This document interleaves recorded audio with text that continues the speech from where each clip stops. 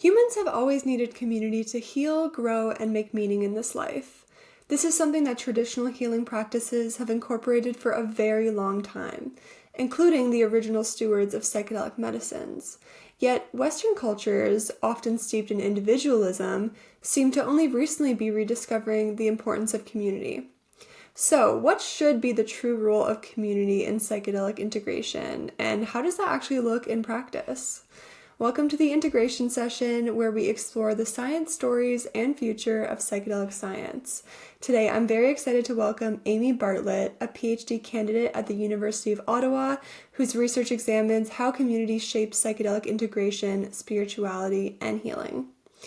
Amy has nearly 2 decades of experience in law, social justice, and international work, as well as facilitating bi-weekly community integration circles for over 5 years and hosting her podcast, My Psychedelic Roots, where diverse voices share how psychedelics have shaped their sense of the world and themselves. In this conversation, we're going to discuss why community may not just be helpful but essential for psychedelic integration, the urgent need to center lived experience in research and policy, and real lessons from years of facilitation. Let's get into it.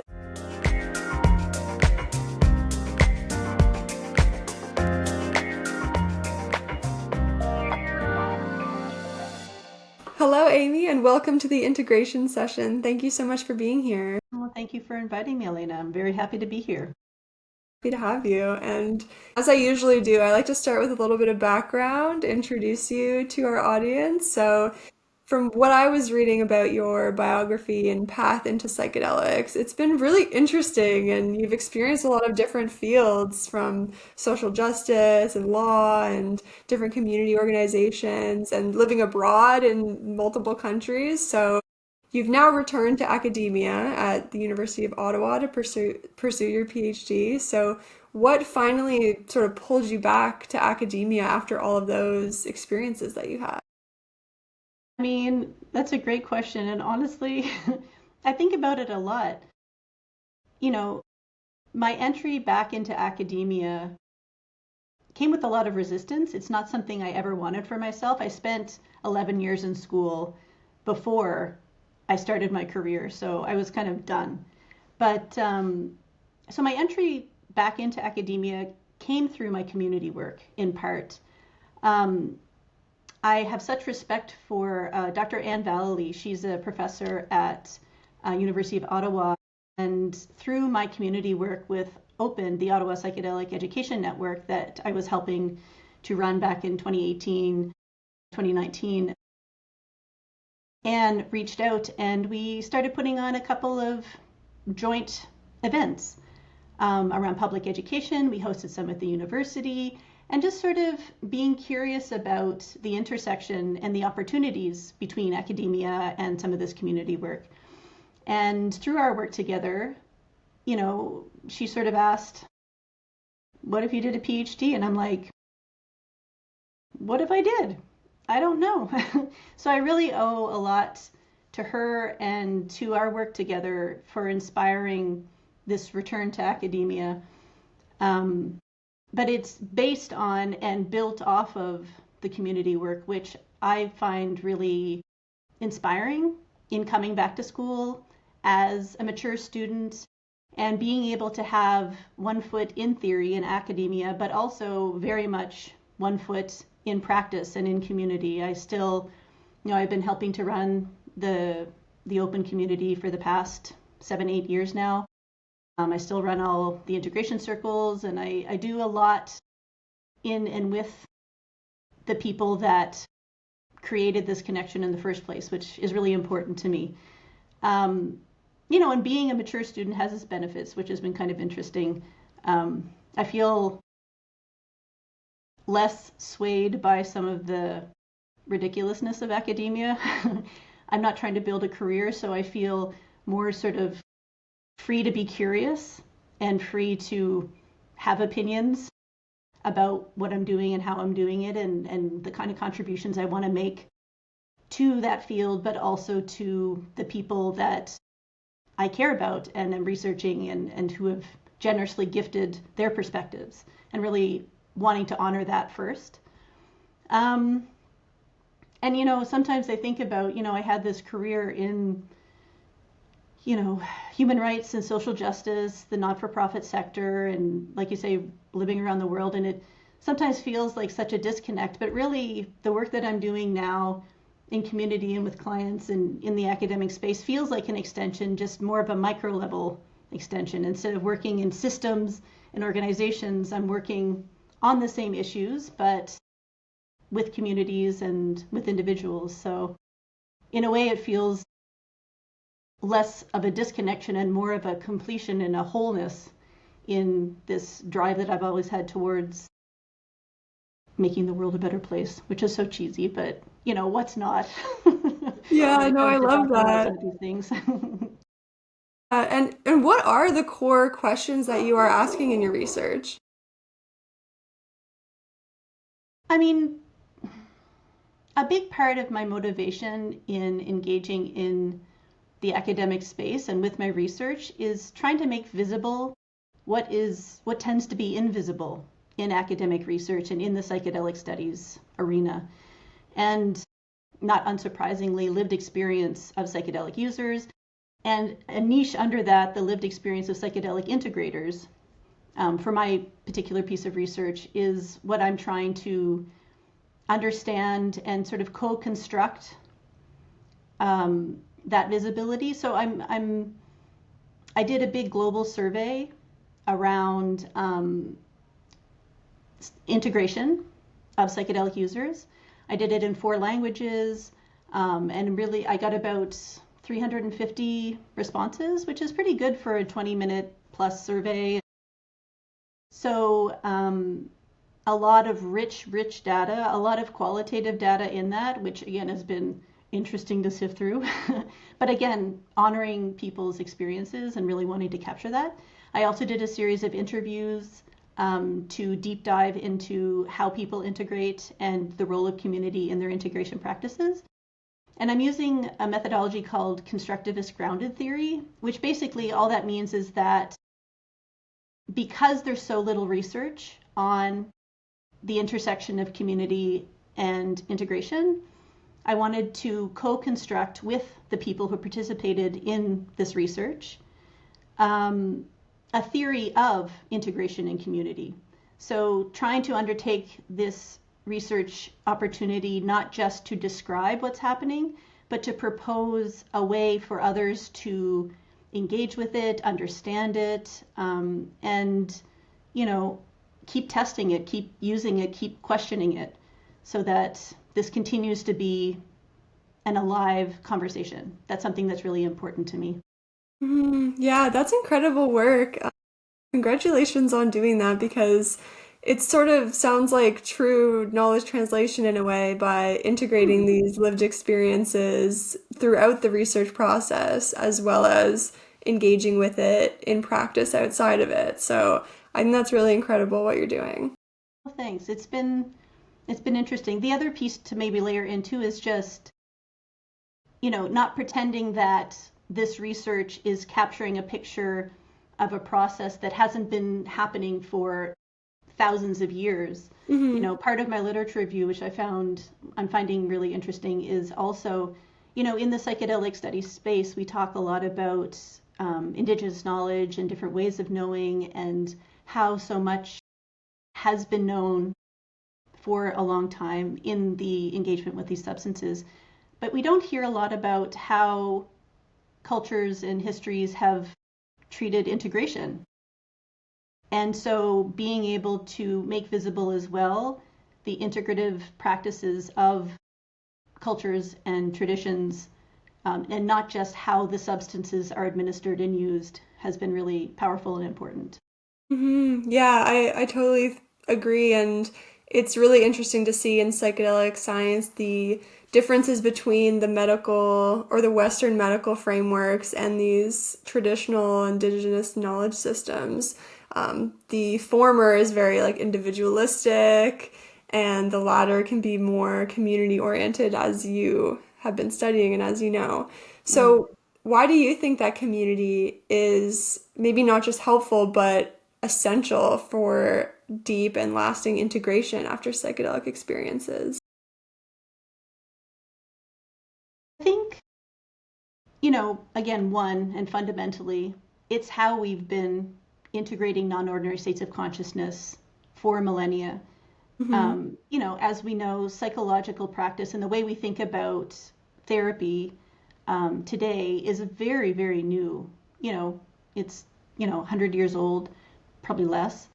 And the way that humans have been making meaning of their interactions with each other, with spirits, with the land, with themselves, has been done in community, with families, with peers, with supports, etc. So I think that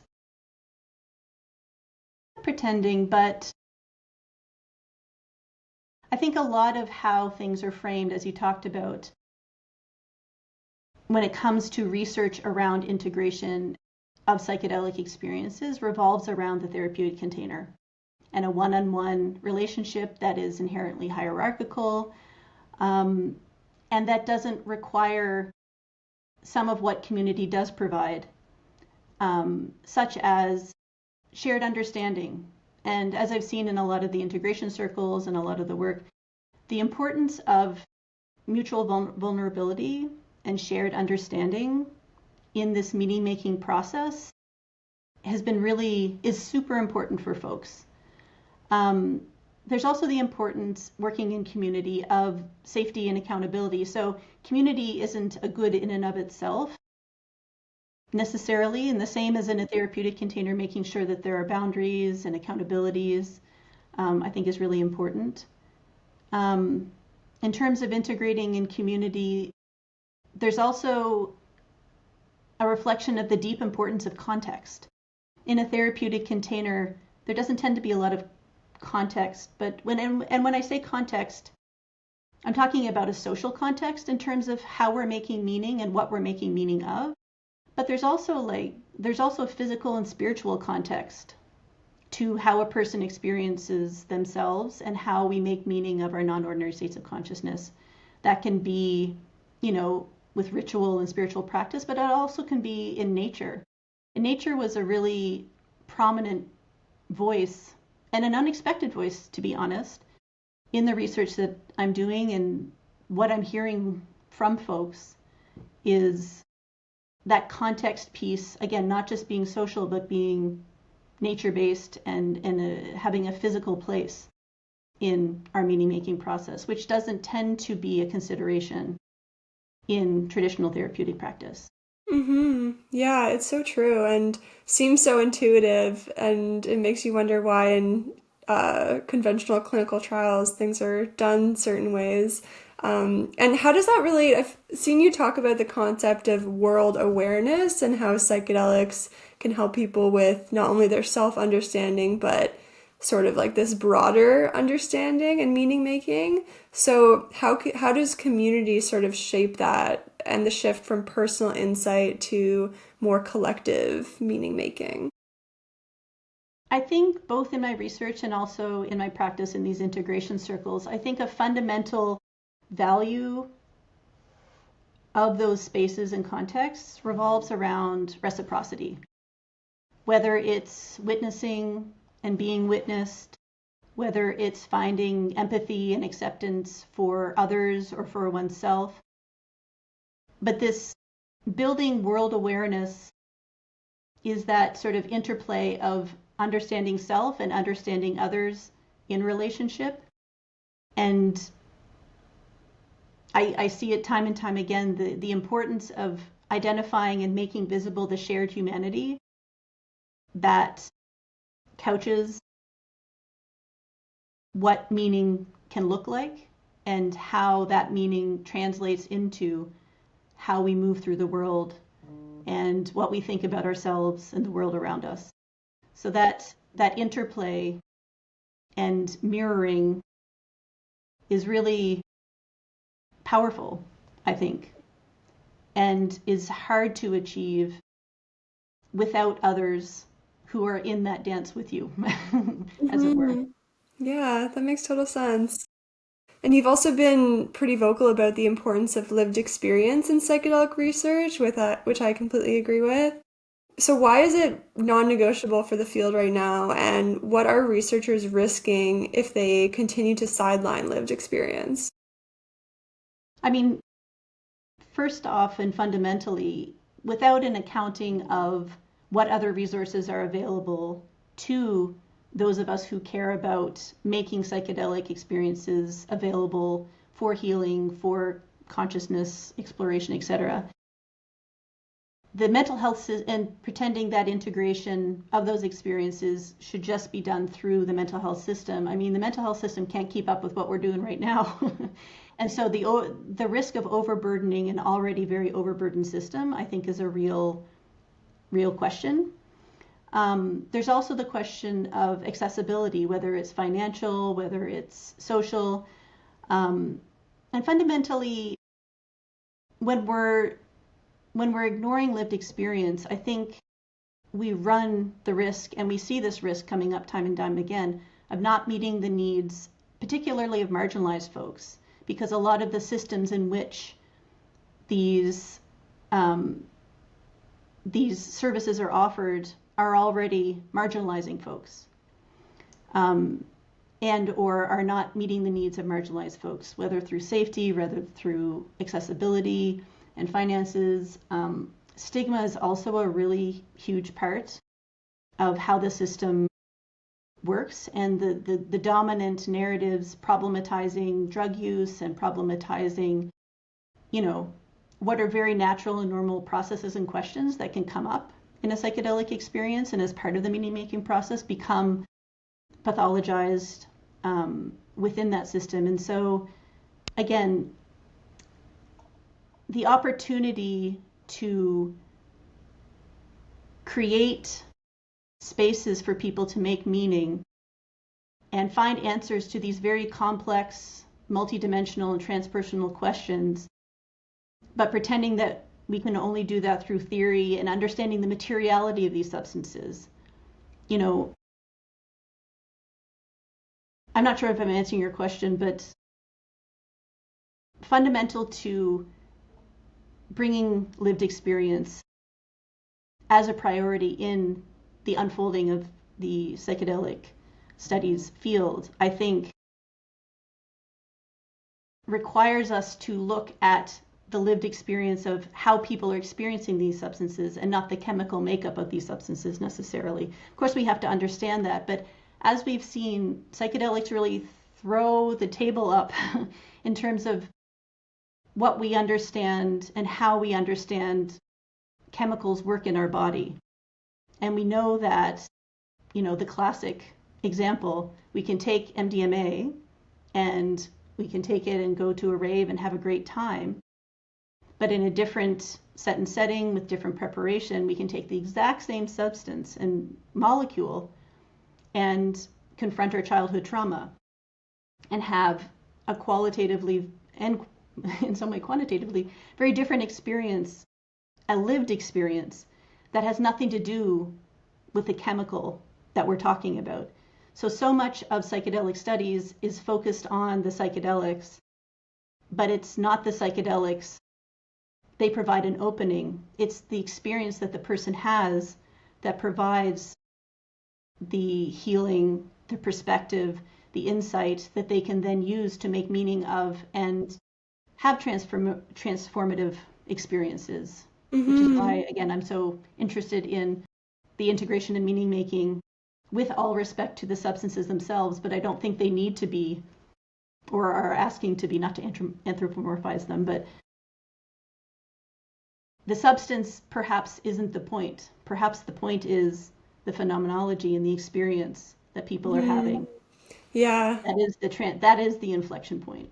I totally agree. And isn't that the goal of medicine, is to have a positive impact at the individual lived, like patient-centered level, not the substance, like you said. Like maybe we shouldn't be focusing on that. Maybe we should be focusing on the patient in front of us. And we know that everyone differs so much in so many different ways. The psychedelic experience is inherently subjective, so it is crazy to me when it isn't considered.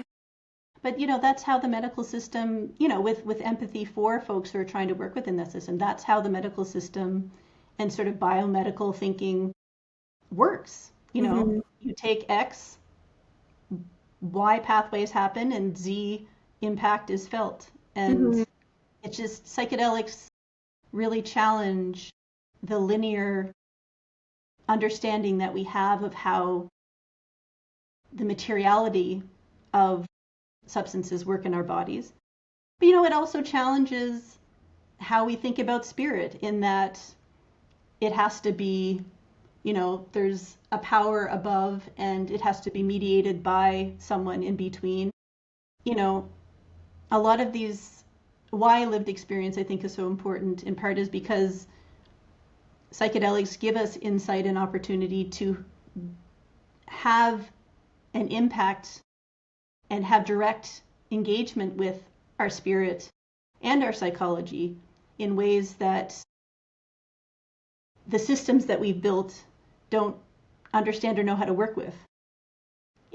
And again, with respect and with empathy, and I don't know how to figure out how to do these things either, but we're at a place where we're trying to figure out how to work within systems that don't know how to work with these kinds of experiences. And I think that better incorporating and spending time understanding lived experience can help us adapt those systems or adapt our understanding of these substances in ways that can achieve more accessibility and accountability, but also healing and insight for folks who are in need.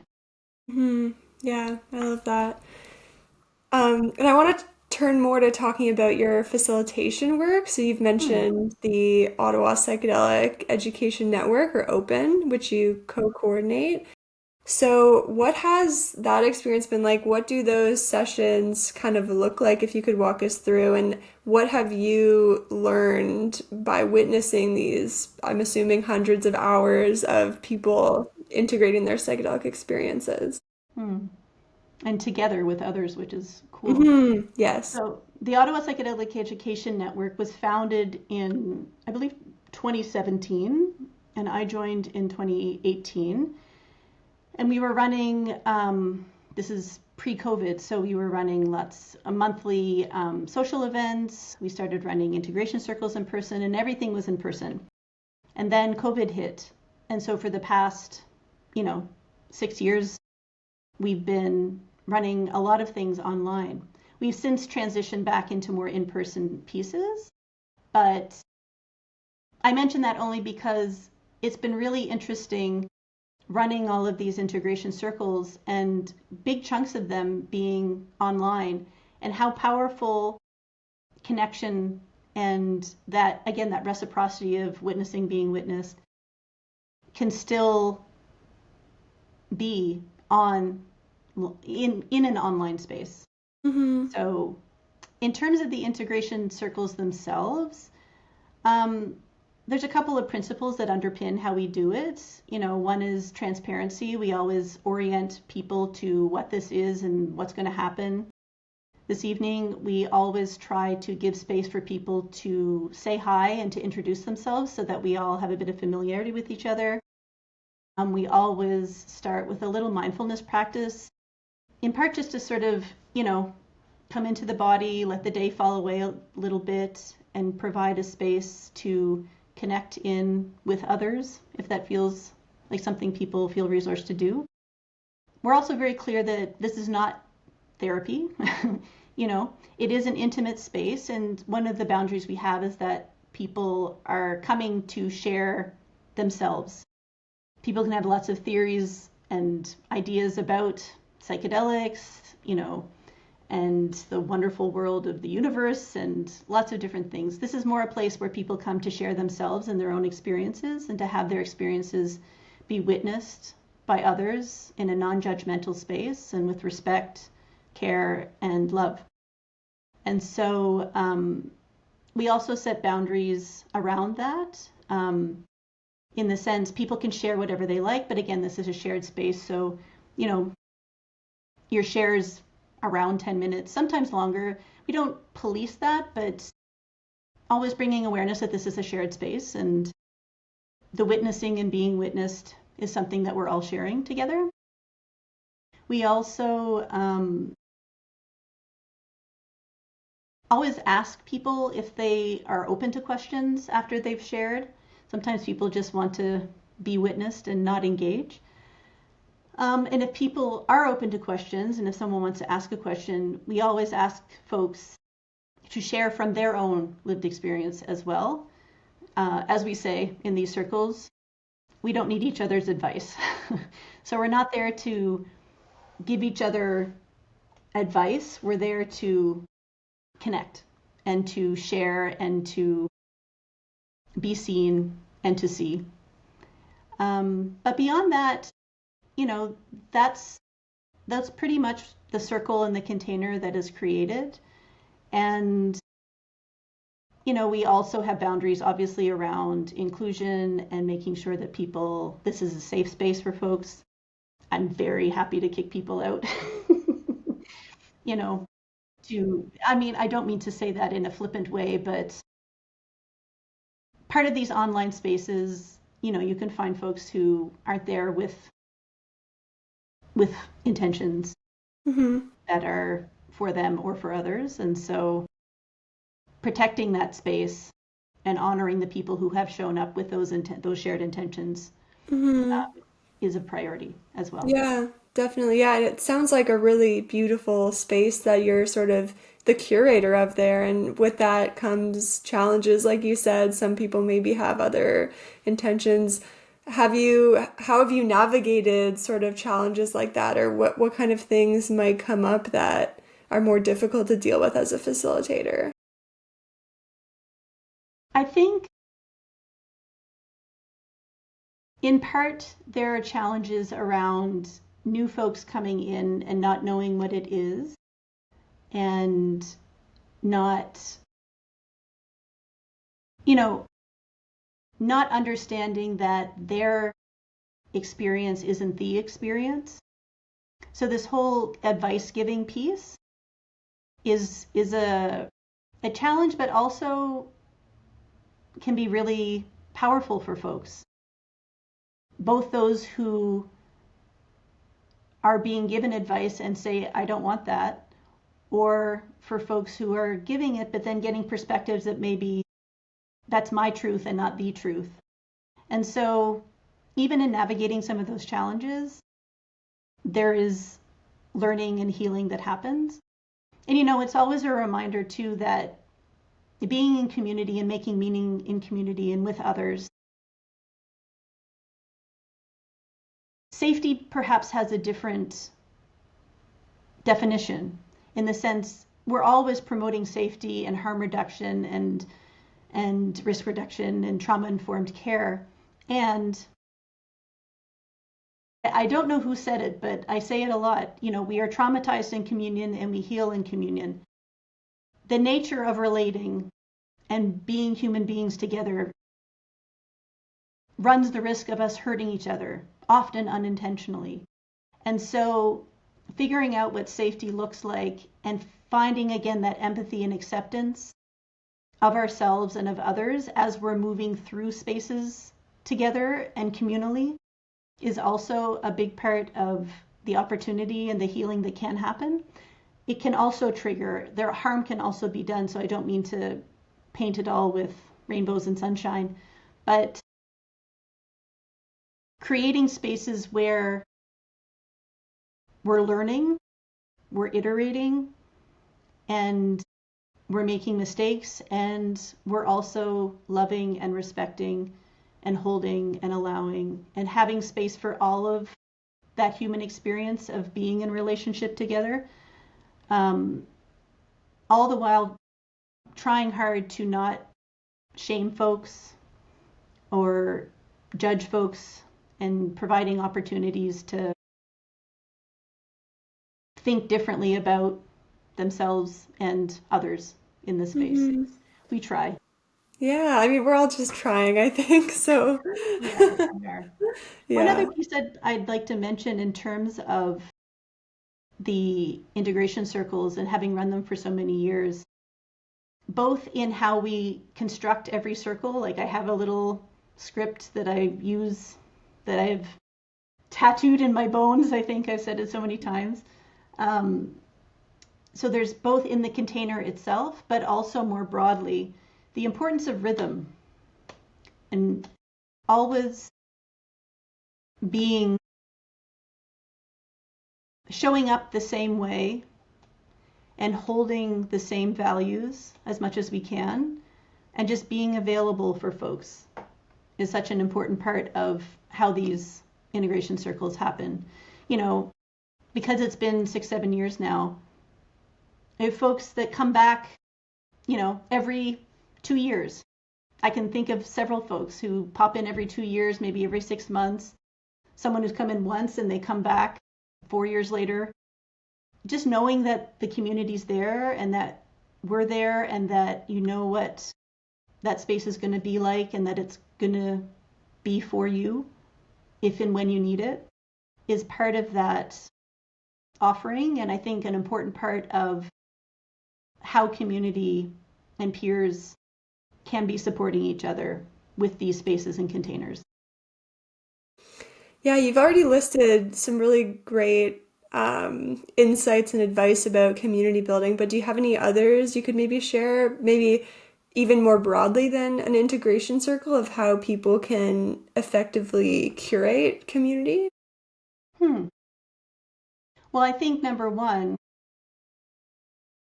don't do it alone. I'm so grateful, I'm equal to the other folks with whom I coordinate, and being able to weather and coordinate around and consult on both the successes and the challenges of creating space for people to find each other and find themselves.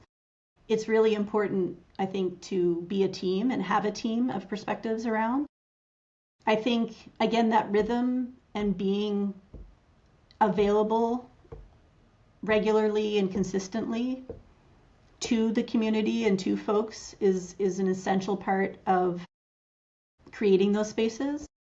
I think also actively making visible the stigma and the challenges and the hurdles that people face, and even feeling safe to be able to come to community in the first place. We have a lot of in-person events at restaurants and bars, or we have picnics. We have a lot of different events. And I always, every time, there's at least one new person who comes, often several. And I'm always just so inspired by people who come for the first time, don't know anybody, and just show up with curiosity and wanting to understand what this is and if it's for them. It's such a big step, and it's such a gesture of trust. And I think for those of us who care about and are helping to create spaces where people can come together, it's a real honor. And I think I always, whenever we're organizing events, I'm always thinking about that person who's coming for the first time and who's putting their trust in us to find a space that might be for them, and for them and for these tender experiences and for these questions that they have. It's really an honor, and it's really top of mind, I guess, in why and how we do this community work. Mm-hmm. Thank you. And you also host a lovely podcast, so I definitely want to talk about that before we finish. So it's called My Psychedelic Roots, and you sit with people from all walks of life and explore their psychedelic experiences and how it sort of shaped their sense of self and sense of the world. So what inspired that show initially, and how has hosting it changed the way you think about integration? So the conversations we have are less about psychedelic experiencing and more about what led them to think that psychedelic experiencing might be for them at all. And so we spend a lot of time talking about their childhood and what their spiritual context was, what their relationship to awe or to nature or to their bodies or to themselves was as a kid, and how they moved through that into having an awareness of psychedelics. And then might those psychedelics be something I want to experience? And then sort of talking through what that first experience was like. And it's funny, people define the first experience very differently. Sometimes it is genuinely the first time a psychedelic substance passed their lips. And for some folks, it's their first meaningful psychedelic experience, or the one where they felt safe for the first time. It's a wide variation. So what I like about these conversations is I have them with a broad range of folks, some of whom work in the psychedelic space or are researchers or practitioners, but also just lots of lay folks who are psychedelic users and are being curious about their own lives. And so the conversations aren't about people's achievements or contributions to the space or theories. It's about their lived experience, and it's a very human conversation very often, and a conversation we don't often get to talk about. How did I end up here? In terms of what it's taught me about integration, I think I've learned a lot about the role of storytelling in how we make meaning and how we understand ourselves. And that storytelling being connected to our very early experiences. How often what we experienced as a child and what felt true to us then influences our curiosity about non-ordinary states of consciousness or about wanting something better or different for ourselves. And then those first experiences being sometimes corrective, sometimes challenging, sometimes, just fun. And that being its own opportunity to understand oneself better. So it's even, I'll leave it there, but it's taught me a lot about the relationship between the past and the present as a sort of alchemical piece of what becomes possible in the future, which is it's not a new thing to say, but in these conversations, it's a real privilege and a real highlight of what people share and how their humanity shows up. I love that. I just wanted to say thank you for coming and speaking with me, and that's all the questions that I have for you today. And I really appreciate your insights. It's been I learned a lot, and I'm sure our listeners did too. Well, I really appreciate that, Elena, and I really appreciate your curiosity and interest in some of these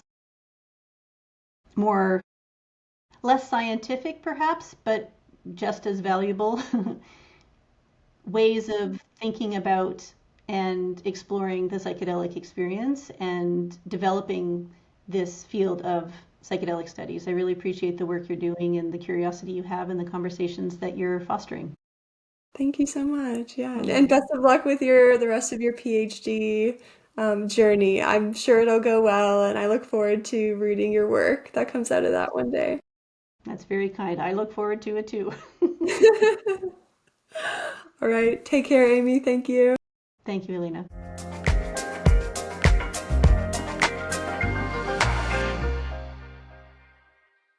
Thank you for tuning in to this conversation with Amy Bartlett. This is a podcast by the Centre for Psychedelics, Health and Research at Queen's University and supported by the Ontario Brain Institute, the Canadian Biomarker Integration Network in Depression, and Providence Care Hospital. Until next time, be well and integrate wisely.